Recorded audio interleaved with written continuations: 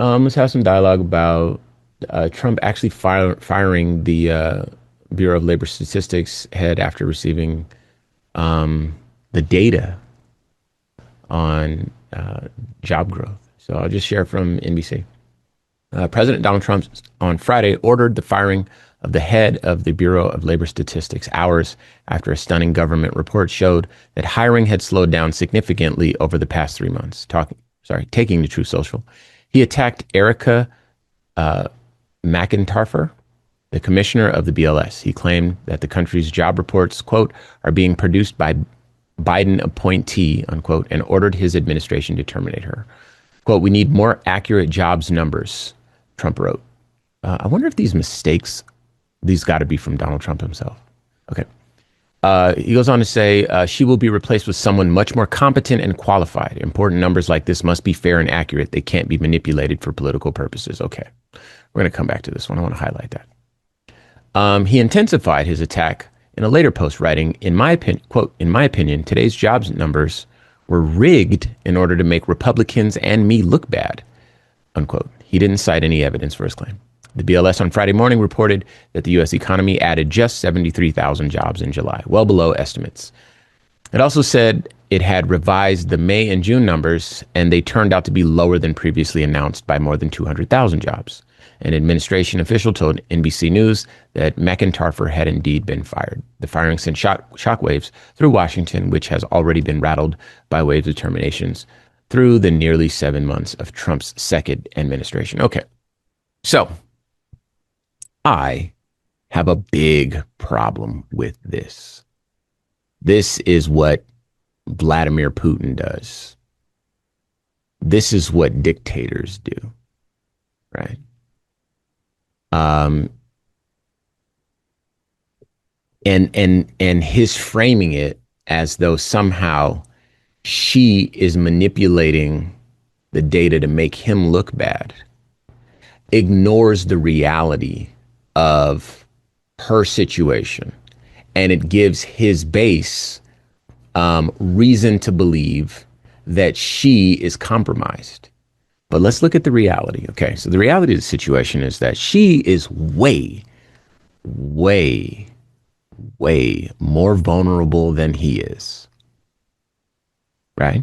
And if her job is to produce accurate data, then, you know, her doing her job in producing accurate data, whether or not it paints the president in a flattering or unflattering light, as long as it's accurate based on the job description, she would do that, right? In theory, which is why they went back and revised the months that they got it wrong. They were off by $200,000 or 200,000 jobs, according to the article here.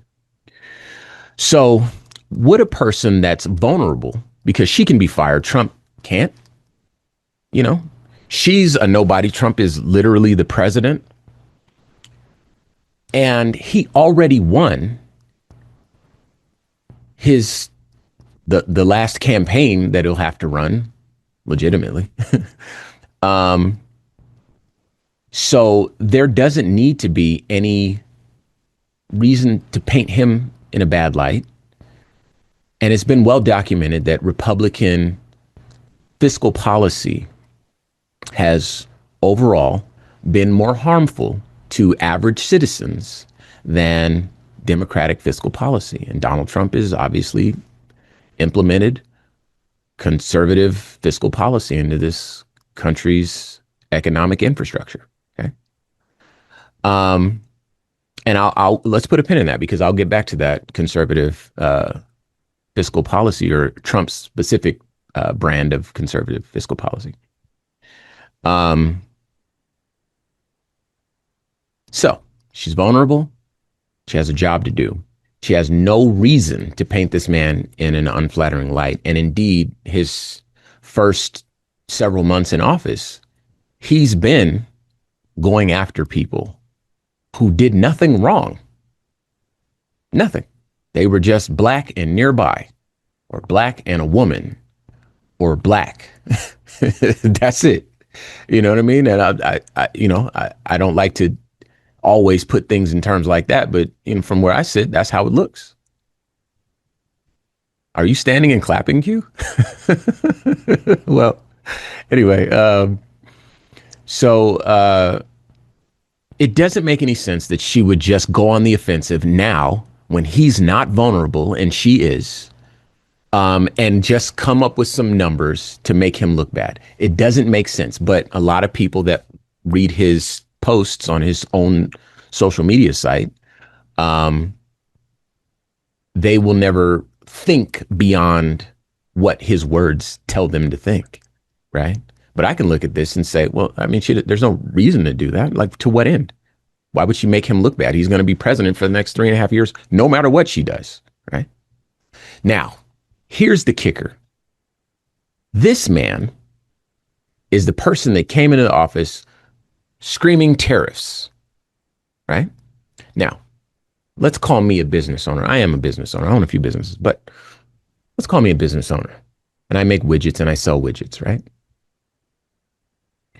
And Donald Trump announces tariffs. Will they, won't they? Will I reach a trade agreement? Won't I? You know, how much are the tariffs going to affect import prices? This, that, and the third, right? If this is my material reality where I'm thinking about tariffs and I'm concerned about how much the cost of goods sold will be, you know, moving forward, it doesn't really feel like the time I want to hire people, right? So for me, I'm not going to hire folks. And when I look at what she's done, where she says, okay, the economy only added 73,000 jobs, and we had to strike 200,000 jobs from recent months because we got that wrong, I can point to tariffs and say, yeah, that makes sense. So what I've done is outlined a lot of things that make sense and a lot of things that don't make sense. Okay. So, you know, I feel like we're definitely devolving here, and nobody stops to think, oh, why would she do this? At least on the MAGA, in the MAGA world, MAGAverse. And even if people did stop and think, there's nothing that they could really do about it. Because as we mentioned, Project 2025 is in full effect. Now, I know I've talked a lot. I wanted to get a couple of those bars off cue. The floor is yours. Talk to me. I mean, it's exactly what you said, man. The problem you have, Rams, is you try to come up with a logic tree and you follow that I logic do. tree to a logical end that I makes do. sense. And You're right. that's not what they do over there, man. They Yeah, don't. you're right. I told you the discussion I had. Oh, you're talking about facts. Facts don't matter. Data doesn't matter. Rhetoric does and narrative. Like it's Vibes. just vibes over there, bro. They don't care nothing about this truth you talking about over here, this data, these statistics. They don't care about any of that. And it's so strange because, like you said, there's nothing anybody can do. Y'all won. Yeah. Y'all won already. Nothing's gonna change. But he's so fragile. This data isn't even specifically about you. But when you're going so hard on how much you're going to do for everybody and how much everything is going to improve, when it doesn't, it reflects negatively upon you specifically. That's why you shouldn't make grand absolute promises like I'm going to end all this stuff and fix all this stuff on day one. That's not how this has ever worked. So when you make those promises and they don't work out and people point it out just in the data, they're not narrative building. They're just showing the people the truth of what happened. And your fragile ego can't handle it. So you fire people for just doing their jobs and doing their job effectively. It's pretty gross. But, impunity for MAGA.